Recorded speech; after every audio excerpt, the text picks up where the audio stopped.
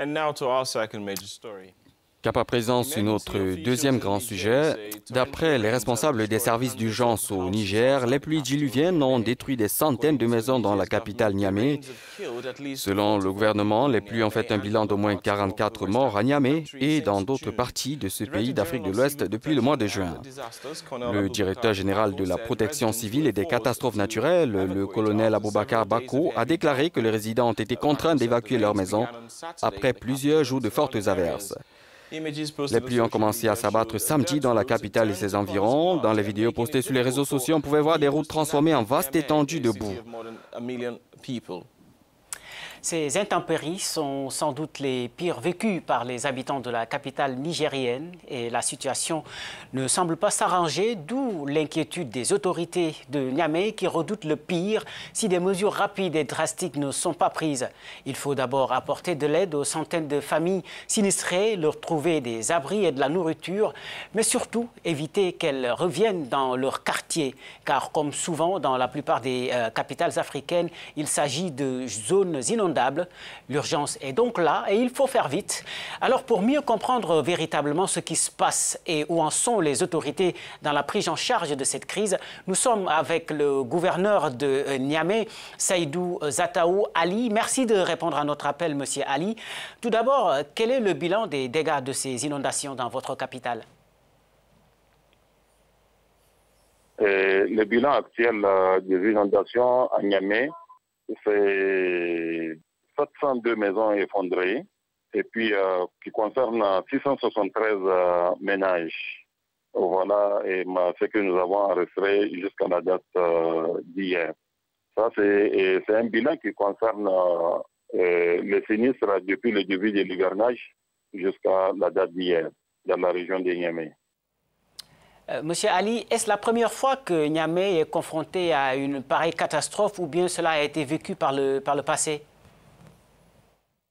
Non, c'est arrivé auparavant parce que ce que je viens de vous donner, c'est les cumuls. C'est-à-dire, cette année, depuis le mois de mai, nous avons commencé à enregistrer les premières pluies.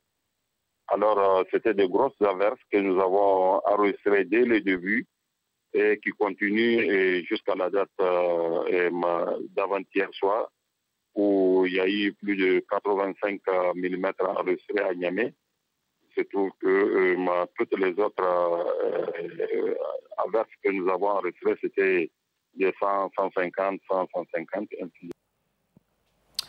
Parlant des quartiers touchés, sont-ce des zones habitables ou bien des quartiers inondables occupés anarchiquement par ces populations?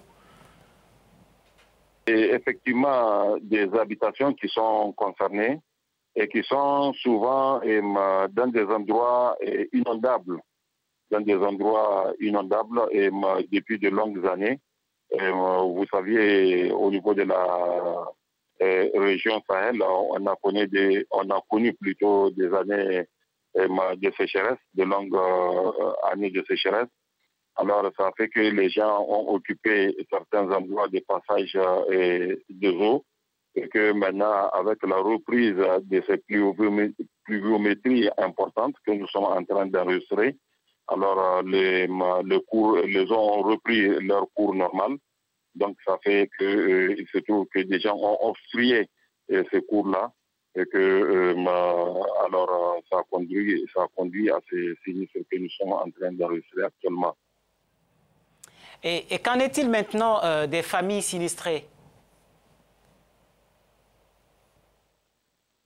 Le gouvernement a pris la situation en main aussitôt que c'est arrivé, en apportant des secours assez importants aux populations sinistrées.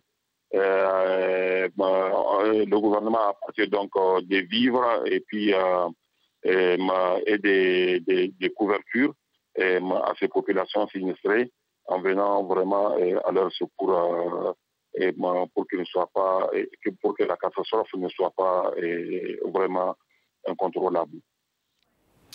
Alors, on sait qu'au-delà des habitations détruites, il y a toujours des risques sanitaires dans de pareils cas. C'est ce qui a été fait. Qu'est-ce qui a été fait pour éviter, par exemple, la résurgence des maladies hydriques? Oui, des dispositions ont été prises par le gouvernement dans ce cadre-là. C'est ainsi que des équipes sanitaires ont été placées au niveau des quartiers sinistrés. Donc la situation est sous vraiment contrôle total.